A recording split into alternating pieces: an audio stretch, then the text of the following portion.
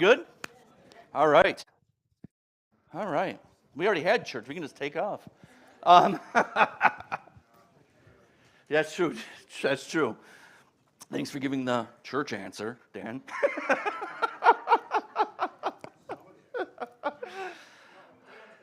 Yes. Before I get started, too, I was going to get started, but, hey, Eric, how you doing, buddy? Who's the funniest person you know? Who's the funniest person you know? Myself. Yes. Oh, so I learned this trick about Eric, that he actually suffers from a condition. What's it called? Pseudo. And if he starts laughing, he can't stop laughing. So I told him I'm going to use him as a plant every time I preach. So I'm going to tell jokes, and he's going to start laughing. There it is. He's holding it in. He told me he's going to try, but it makes it feel like I'm the funniest person in the world. I had him peeing his pants the other day. Yes, there it is, Eric. Who's the funniest guy you know? You should have never, ever have told me that.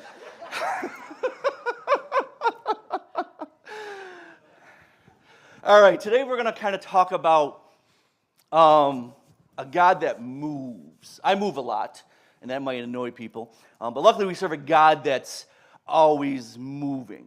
And today we're going to develop hope that I believe is going to make heaven cheer and hell nervous. So turn to your neighbor and say, I have hope that makes heaven cheer and hell nervous. I'm talking about the hope that is flashlight in the dark, knock Mike Tyson's teeth out type of hope. That's what I kind of want to talk about today. I want to talk about next level hope, hope that changes our life. It's kind of based off of, I had a whole sermon planned, but then Friday we had our small group, and it's based off of week 5 and 6 of my small group, the topic today, because we ended up talking for almost 2 hours of good debate. So I'm warning you now, it's going to be a little interactive, but also we're going to go deep, and also I might offend some people, and I'm all right with that. Because I purposely worded stuff to get people uncomfortable. I think there's growth when you feel uncomfortable. Does that make sense? So I'm saying if I offend you, not by picking on you, but if I say something, you're like, I wasn't taught that. Let it irritate you and think on it a little bit. Ask Sandy. We had a great discussion because Sandy was one of the ones at first was like, and then she was like, oh. And we had this phenomenal discussion. One of my favorite things was in the chapter, I particularly wrote a certain way to make you think something without giving you an answer until the next chapter.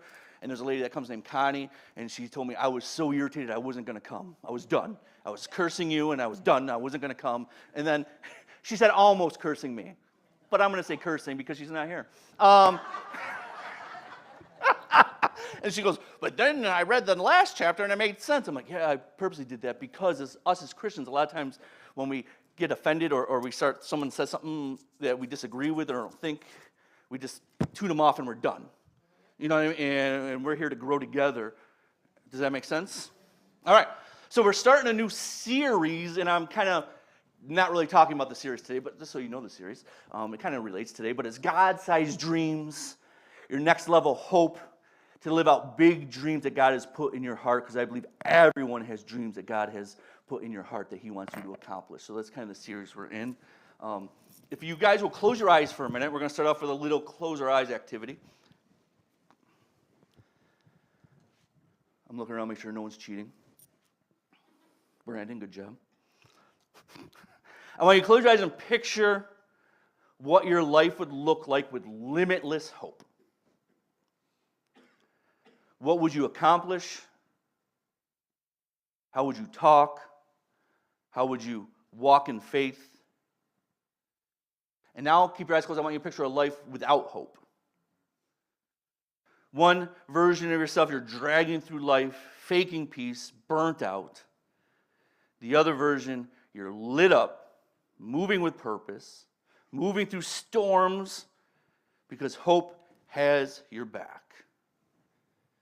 You guys can open your eyes. I want you guys to make a promise to yourself that after today's message, after church today, you will become the image of the limitless hope person you just thought about for yourself. That you will make steps to become that person. Does that make sense? We're done then. All right, see you guys later. Let me discuss why we need this topic. I was going to ask why we need to talk about it, but I'll give you the answer so I can move on and tell a couple stories. To me, next level hope is extremely powerful because it shakes you out of numbness and regenerates your why. It's a breath of oxygen to your soul, if you will. It's a ladder out of despair. Hope doesn't just help you cope, it helps call back life into you. And I believe one person with real hope can shift an entire atmosphere. So that's why I want us to be people of hope, because hope tells us it's not too late, you're not broken, you're not disqualified, your life matters. So turn to the person next to you and say, your life matters. So another reason why this topic is important, and then we'll get into the other stuff, but I just want to tell you a quick, I was going to ask questions of why is next level hope important, why is hope important, but instead I'm just going to tell you a story that shows you why having this next level type hope is important. Once a month we do a church without walls, I call it, in Delphi Falls. Purposely rhymed that so you guys can see my rap skills. Church without walls in Delphi Falls. Sandy looks confused. Sandy, you got it?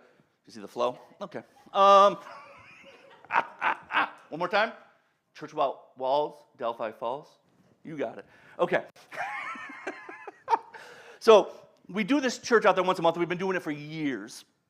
And we call it Church Without Walls because we get together around fires in a greenhouse. We play some music, and we talk about Jesus, and we talk about each other's life. I used to pastor a church out there, but the church is no longer, so I still feel responsibility to that area. And it's such a small town, they don't travel out, because a lot of them are kind of homebound. So I go out there once a month, and we have a Church Without Walls. And we get a dinner out of it.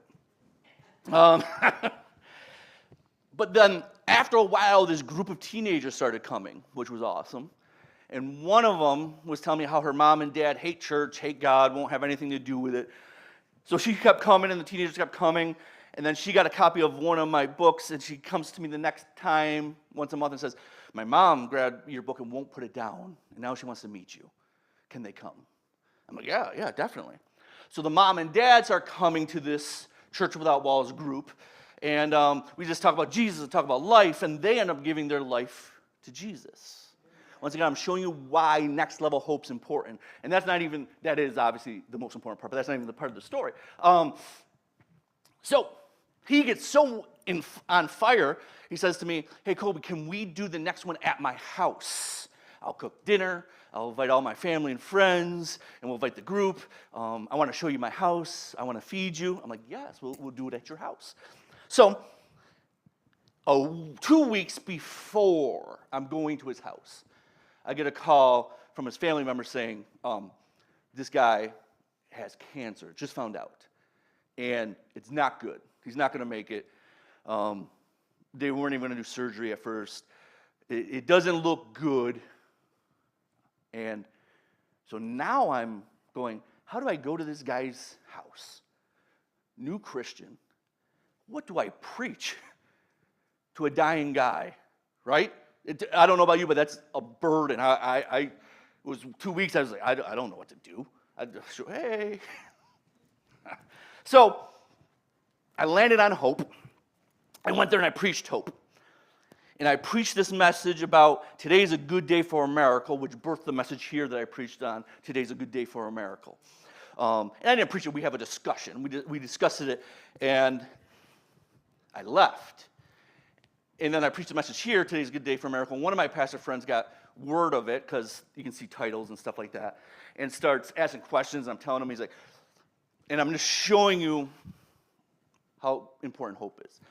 He said to me, why would you go preach about hope and miracles to someone that's dying and get his hopes up?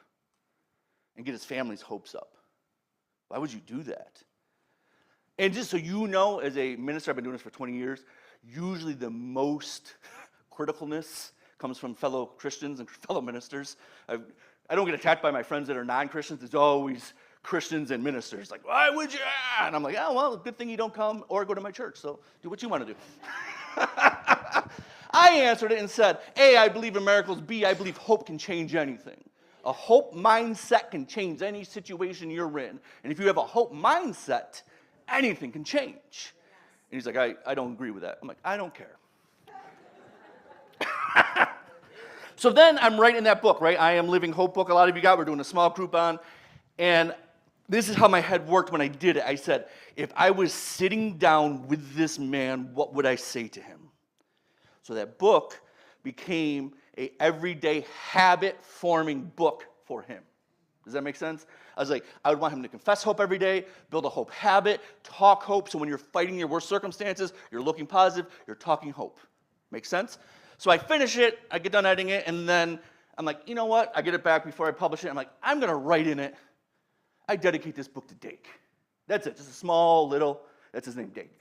I dedicate it, because his name's in the book, so it's fine. I dedicate this book to Dake. Just a little small, and I wasn't even going to do that. I'm just like, And I sent him a copy, and once again, I'm telling you why life-changing hope is so important.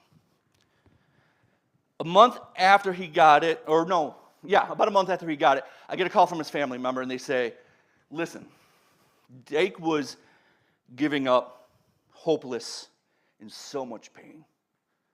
That he was giving up treatment and just done. He doesn't look like the same person he is. The family's struggling because when you go through that, a lot of us know, it's hard to be with your family. And she said, he's done. And then he got your book, and everything changed. He started having hope again. He told all his friends about it.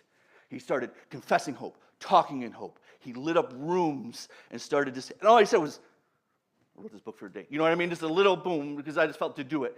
And then, so they said, thank you for giving him hope again. So then Wednesday, like I said, I wasn't even going to preach this message. Wednesday, I get a phone call, 9 at night, crying, Dake on the phone, tears. I'm like, I get this phone call all the time. Know what this is going to do. Know what this is. But it wasn't. He says, you were one of the first person I had to call to tell you that I'm cancer-free and my cancer's in remission. And then it says, thank you. So my point is this. It wasn't me. It's hope. Hope can change anything. A little bit of hope in your situation that you can give to somebody else can change an entire mindset, can change an entire being of person. So that's why this is important, I think, to me. So we can be those examples of hope and give people hope. So that's why it's important. Let's go right into understanding hope then, because I want to get a deeper understanding of hope. If you guys will open up to Exodus 3:14. And I like that you guys all clap for Dake. I say we clap again, because God's awesome. I don't get those phone calls often. That's why it's good when I do. Exodus, what did I say? 3:14? Oh, it's right up there too. And God said to Moses, I am who I am. And he said, thus you shall say to the children of Israel, I am has sent me to you. Keep that open for a minute. So God says, I am who I am to Moses, right? Moses went from Gucci to goat herder, and he's leading people to leading sheep. And we all know the story, so I'm not going to even get into it that much, but he sees a burning bush that's not being consumed, but it's on fire, and he's like, I'm going to go check this bush out. And the guy says, yo, take off your sandals, homie. You're on holy ground. So Moses kicks off his slides, and then God gives him the job description, right? I'm going to send you to Pharaoh. You're going to talk to him, and you're going to free my people. And what does Moses say? He's like, not me. I can't do it. I don't speak well. It's not what I'm about. And God's like, you are going to free my people, which I just want to say real fast. Church, we serve a God of freedom. He wants to free you from whatever you're in. That's the God we serve. So when Moses is like, I can't do it, what does God say? God says, if you read all of it, I am going to be with you. Basically, I don't sit still. I'll be with you. So then Moses is like, all right, but what do I say? Who do I say told me to come? And God says this to him. I am who I am. So we're just going to do a little discussion for a minute. I want to ask you guys, why did God introduce himself this way instead of star slinger, galaxy architect, CEO of creation, right? He could have been like, I'm the one that created everything. If you're in my class on Friday, you're not allowed to answer. You're not in my class either, so. So why do you think God started off this way? It takes all the limits off from himself. It takes all the limits off of himself. Would you say, is it fair to say then that we as people often put limits on God? Oh, always. We do it a lot. Put them in little boxes? Would it be almost fair to say, not all the time, but the more, I'll use quotations with religion, but the more you even just get in church and get going as we get older, a lot of times it's easier to put God in boxes because of our life circumstances and different situations. Correct answer. We'll do one more. Think about it. And this is purposely just to get you thinking. Why didn't God say, I created all, I'm the galaxy painter, CEO of creation, I am doing amazing things, you're welcome. Instead he just said, this is the first time he ever introduced himself to people. He looks at Moses and he says, you tell him I am who I am sent you. Yes? No, that means I am being I am. Psychologically, when people aren't thinking and they want to increase who they are, they say I am. They're actually calling God himself as being, helping to be I am. Okay. So I am is a power statement, if you will. Yes. So God was flexing on him, being like, I am. Did he wink too? I am. I believe also, all of these are good answers. It's God saying that I am not just the God who was, I'm not just the God who will be, I am right here, right now, I'm always present in your situation. You can't define me externally. I am present, I am active in this world. So let's unpack this a little bit. As I told Mike, oh yeah, Brandon.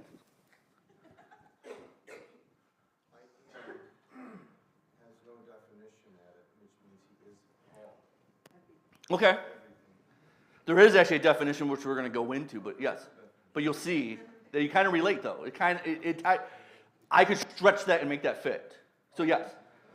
No, in a good way, yeah, that's a good answer. So I won't even repeat what he said. He basically said he doesn't know.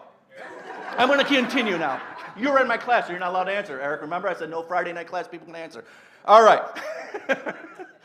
As I told the Friday night people, a lot of times understanding God is kind of like stapling Jello to the wall. It's slippery, it's messy, and just when you think you get it, it moves again. So the actual Hebrew wording of this is aha, ashar, aha. So that's the wording in Hebrew when they wrote the actual Bible is when God introduced himself, he said asha, aha, asha. And it translates to this. I am becoming what I will become. I will become what I choose to become. I am the ultimate, it's basically saying I'm the ultimate freedom statement. You can't box me in. I'm constantly moving, constantly creating, constantly flowing, constantly moving. It's a mic drop, and he's basically saying I am not done showing you who I am because I'm both being and becoming. So let that sink in, because like I said, I'm going to rub some people the wrong way on purpose for a little bit. God introduced himself for the first time in history, and he's using a trajectory. He's not saying I am, created everything, because that would have put him in a box. I created everything. Instead, he's saying I am becoming what I'm becoming.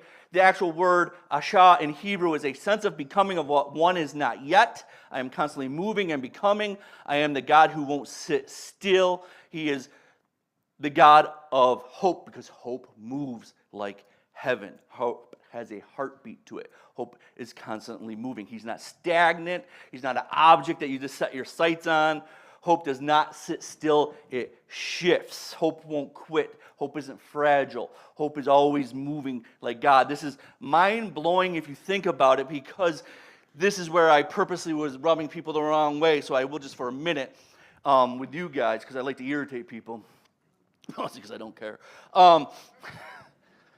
This is where it gets tricky, because if you look at it in the actual context of Hebrew where it says, I am becoming what I'm becoming, it implies that God is changing.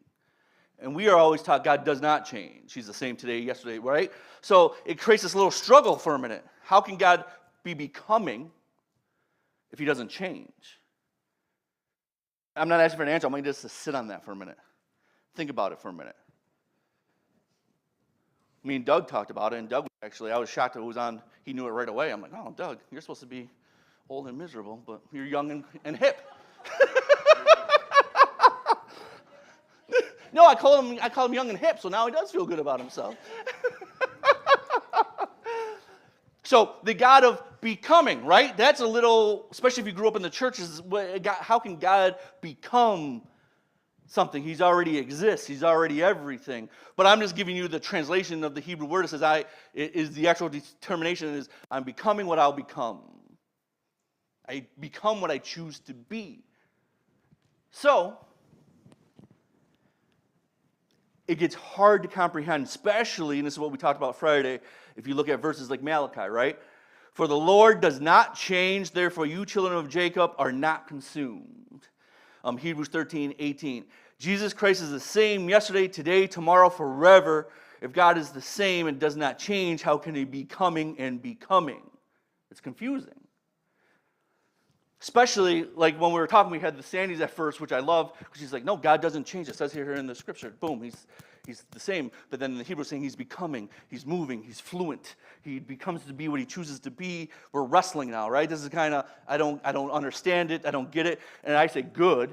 First, I'll give you a little more clarity on it, but I want you to wrestle with the things of God. I don't want you to take what anyone says, no matter how long you've been a Christian. Actually wrestle with things and figure it out on your own and fight through it, unless I tell you it. Because I'm looking for cult. So think on it through, how can he be coming and becoming? So think on these verses now. Because this is what was great with, I'll use Connie because I love Connie. She's like, he does not change. He's the same today, yesterday, tomorrow. He can't change. I'm like, okay, yes, but now let me read you these. All right, so you put God in this box of he is what he is. He can't change. He's the same. Boom, he's right here. So then we read Exodus 22:14. So the Lord changed his mind, and terrible disaster did not happen. Jeremiah 29:18. Did Hezekiah, king of Judah, or anyone else in Judah put him to death? Did Hezekiah fear the Lord and seek his favor? And did not the Lord change his mind? The scripture of the story here says that God changed his mind. And I know some of you are pulling out your hair right now in confusion. I think that's good because it's fun to be bald. But Amos 7:3 says this: the Lord changed his mind about this. It shall not be. Is it getting a little more confusing now? This is what was great discussion on Friday, is because everyone shut off the fires. God does not change. He does not change. I'm like, all right, so we put him in this box. He's here. And God introduced himself saying, I am becoming what I'm becoming. I become what I will become. I'm fluent. I move. I create. And we put him in this box of, no, he's this forever. And then you read these verses, God changed his mind. God changed his mind. God changed his mind. So you get confused, right? Is it a little? Could I dare say it's a little bit confusing? Maybe, maybe not. Let me give you the good news first before I explain that. God is showing us that he's not rigid. He's not untouchable deity stuck in the past. He's a God who walks with you through your addiction, through your anxiety, through your family drama, through your Monday mornings. If God is not moving, if he is not changing, and I'll explain it a little bit more. I don't really want to because I want you to take it home and wrestle with it, so I might not. But if he's not moving, if he's not changing, right? God created the earth, then how did he become Jesus? How did he move into humanity? How did he put on flesh, fully God, fully human, if he does not change at all and become Jesus for us? So the reason why I'm saying it this way is not for an answer. I want you guys to wrestle with it, but also think of hope. Hope is always moving. Hope is always flowing. God is constantly moving. He doesn't sit still. He's moving in all your areas. If you want to get the answer, because I really don't want to give it to you, but I will, because I want people to battle me after church. I really do. God's character cannot change. His righteousness cannot change. His sovereignty cannot change. His love cannot change. But God changes by becoming what we need. Not saying a car. I'm saying, Doug, you need peace. God will be your peace. Dave, you need comfort when you're mourning. God will be your comfort. You need hope when you're despair. God will be your hope. What God is saying here is, I am not stuck as an old relic that just did something. That's why he didn't say, I am the creator of the universe. He said, I am who I am. I become what I become because I'm in your life. He told Moses, I will be with you. I will constantly walk with you. I constantly move with you. I constantly become what you need when you need it because I'm already there. I'm already in the presence. I'm already moving with you. I didn't want to give that answer because I really wanted people to try to come up and yell at me in the fellowship hall. But God doesn't do boxes, as Lori said. He breaks open tombs. He parts seas. And he invades the impossible with unstoppable purpose. That's the God we serve. And that's the kind of hope I want us to have, is realizing that God is not stuck. He is living and breathing and moving in our midst with us wherever we go, because he is becoming. Which means, another way I explain it on Fridays, they're saying, I don't know, what do you mean God can change his mind? If he couldn't, I'm not saying, why pray then? There was the example, I used an extreme example. I said, if God never changes anything, he's the same, and he already has everything all set, then why pray and ask for healing? He asks us to pray. He wants us to have a relationship with him. He wants us to seek him. He wants to become what we need in those scenarios. Because he's constantly moving. He doesn't sit still. What this says to me is this. God cares about me. God is invested in me. God thinks about me and hears my prayers. So I want you guys to repeat after me. God cares about me. God invests in me. God is thinking about me. God hears me. Let me explain it to you this way. Because we all got it kind of, so now I'm just going to reinforce it. Genesis 2:7 says this.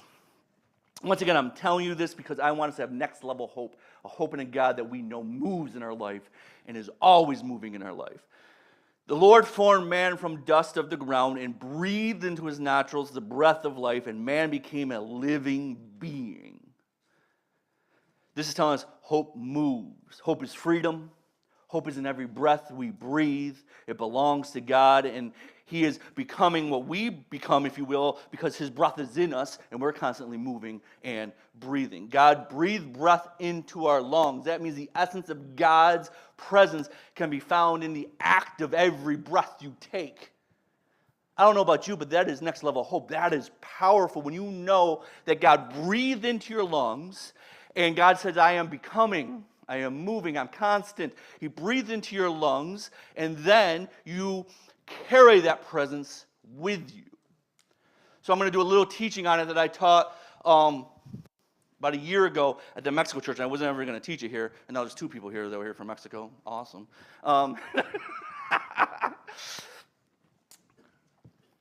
The way that God's name was written was it's a consonant that doesn't make a sound. So or it makes a sound. It doesn't. You can't say it. So example, you have B. B is the consonant. Would be ba, B-A-A. If you had an A, ba. So you can't say, right? You don't say B-A-A. You say ba. It's a sound. And this has been a teaching that's been around forever. I learned it in a Jewish book that I read, but I've also heard other people teach on it. So this is not my own thought, but I'm showing you because it applies how God is constantly moving in our lives and breathing. So the original writing, can you put that up? Barry, not Sandy, whoever's back there. The original writing of God was YHWH. And it was, you could not pronounce it. So what we did when we translated it is we added a vowel, A, Yahweh. That, you put it up the wrong way, there you go. We added the vowel Yahweh, but it was YHWH.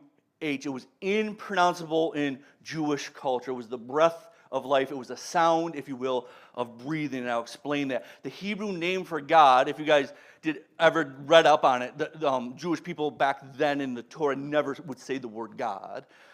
They didn't give him, they wouldn't say his name. But they wrote it that way purposely because you couldn't say it. It was the sound of breath. And I'll explain that a little bit more, but YHWH was an acronym for Yad He Vahe. And it was a Hebrew, later on they replaced it with Adonai, which I'm sure a lot of you have heard, for the name of God. But when they wrote this, it was a Hebrew referred to it as breath. So you couldn't say the name of God. This is the original Torah written, the original Bible written. You couldn't say God's name because it was the sound of breath. So that is saying God when you breathe. Now you put up the other slide. So I want you just to inhale, then exhale, but make it pronounced loud.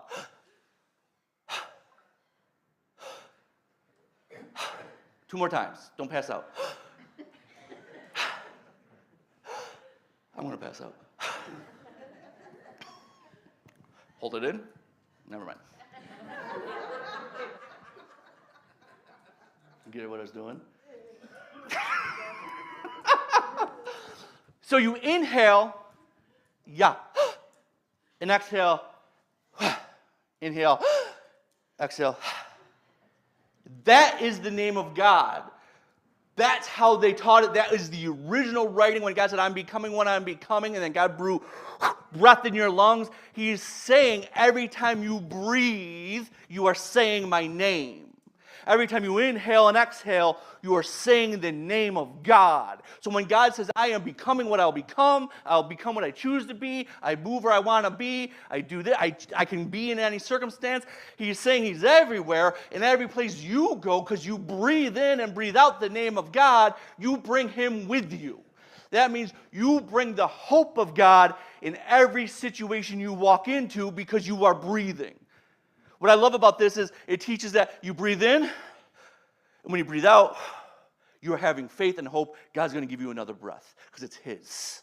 And you're saying his name. Psalms, all these other verses say, let every living creature say my name, sing my name. It's because when we breathe, we are saying God's name. And when he introduced himself, that's why he said, I'm not stagnant over here. I am becoming what I'll become. I'll be what I'll be because my breath is in your lungs. I am everywhere. Time doesn't exist for me, but I created you in my image to represent me, and then I put my breath in your lungs, so every time you breathe, you are praising my name. So when you go into a situation, when someone needs hope, you are now bringing God into that situation and speaking life into that situation because his breath is on your lips, and when you breathe, you say his name. I don't know about you, but that is hope at a different level. That is hope that changes lives, because everywhere you go, we'll say Doug again, because let's pick on, say Doug is going through a situation, right?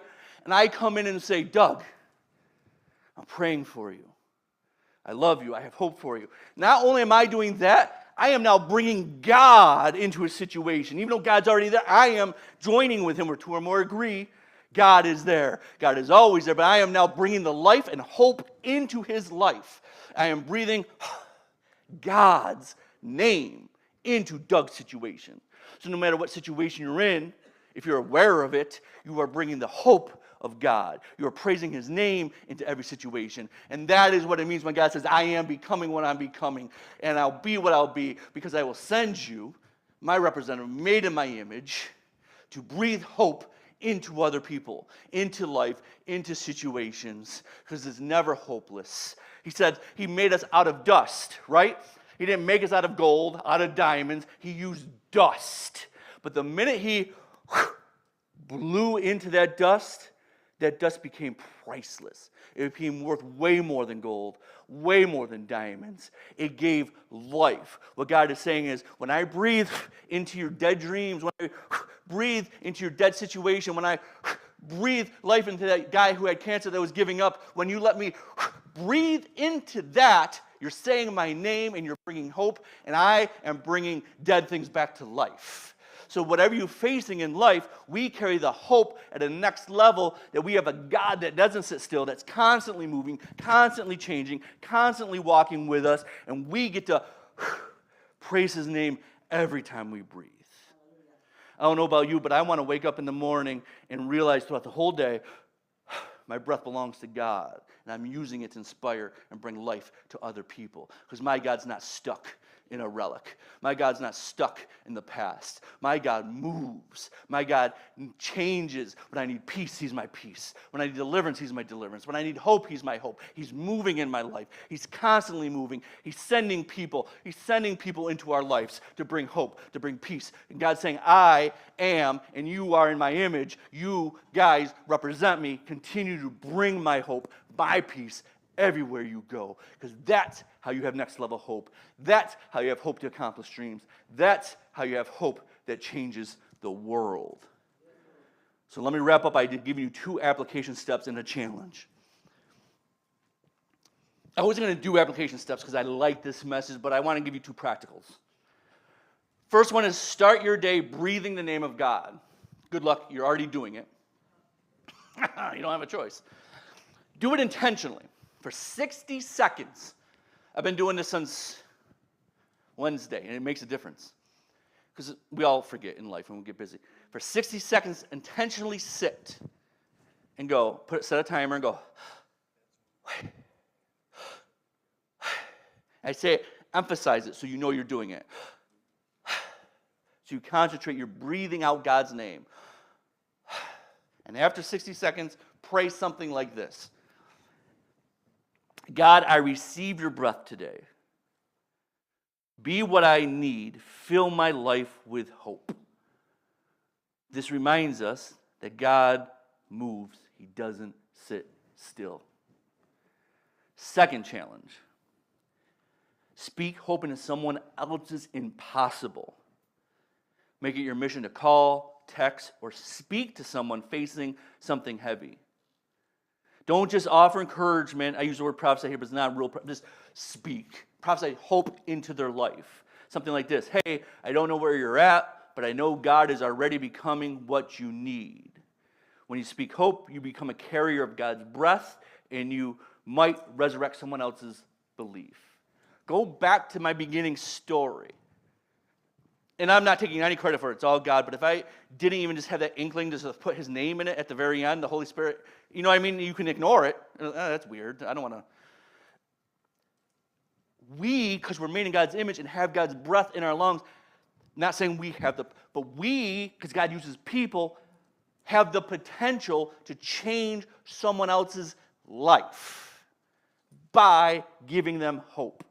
We don't know who's holding on by a thread, who wants to give up, who might just need one little encouragement of someone saying, hey, I don't know what you're going through, but I know God's bigger. And they're speaking God's name into their situation, their life. So that's your second challenge, or your second application.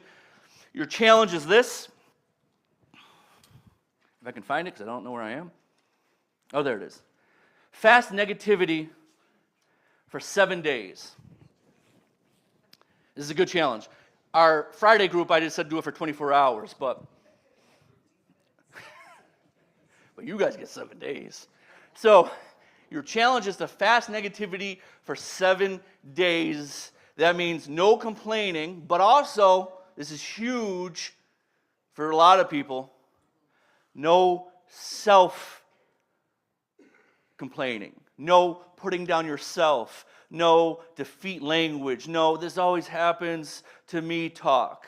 When you're feeling negative, replace it with a phrase of something of God is becoming what I need. Not saying he's magically becoming what we need, but I need peace right now, or I feel defeated. I need God's love right now. So no negative talk about other people, but also about yourself. For 1 week, 7 days, try fasting negativity. But I said this to my group too. Do it intentionally. Because there's some of us in here like, oh, I'm always positive. Yeah. But if you're not doing it intentionally and paying attention, everyone has negative thoughts going on in their head. So it's purposely going, oh, there it is. I'm going to replace it. There it is. I'm going to replace it. You got it? As I close, my goal for today is everyone in here breathes hope, speaks hope, and becomes hope. Because here's the wildest part about having the same breath as God is every time you speak life instead of fear, you're breathing hope into someone's life.